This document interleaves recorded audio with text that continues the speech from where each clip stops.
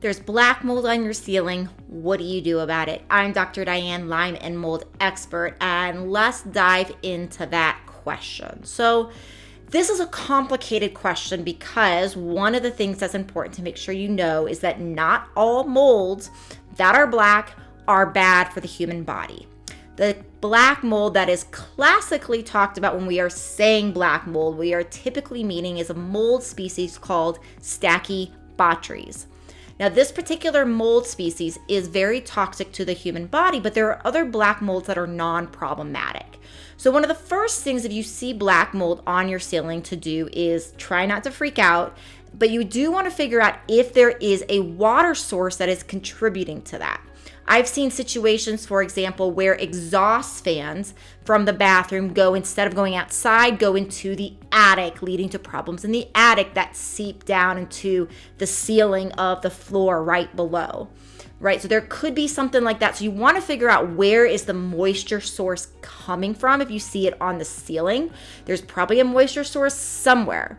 So you want to make sure you contain that, you cut that off, you figure out the root of what's happening there. Now, typically, if it's true black mold from a bad standpoint, from the Stachybotrys standpoint, typically that needs a continued water source of 2 to 3 weeks for that to really begin to grow. So if you do see black mold on the ceiling, I'm very, very suspicious that you've had some sort of humidity type of scenario where that can grow. But you want to figure out what type of mold it is. So you can take a sample of it. What you want is a surface level sample. You want to actually use a rag on the surface of the mold and on nearby nearby surfaces to wipe up dust, because dust will contain the molds. They'll fall down from the ceiling. They won't suspend in air because they tend to be very heavy. They'll land on surfaces. You want to take a surface sample. The best surface sample on the market I really like is the ERMI, E-R-M-I. And you want to be very careful. You don't want to just call in any inspector that has a certification, because most of them are certified to only do a small level of testing, which is air samples inside versus air samples outside. They take samples, they compare them, and if they're the same, they say you're good.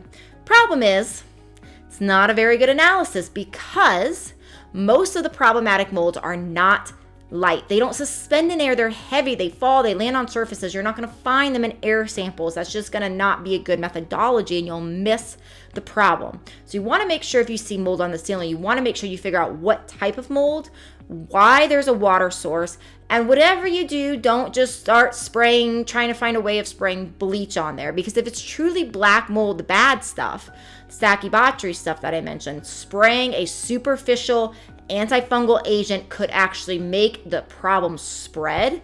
When you try to spray mold, it will release its spores and spread them around. And now you have these spores spread around the room that are just looking for a more humid day to start growing and proliferating or multiplying.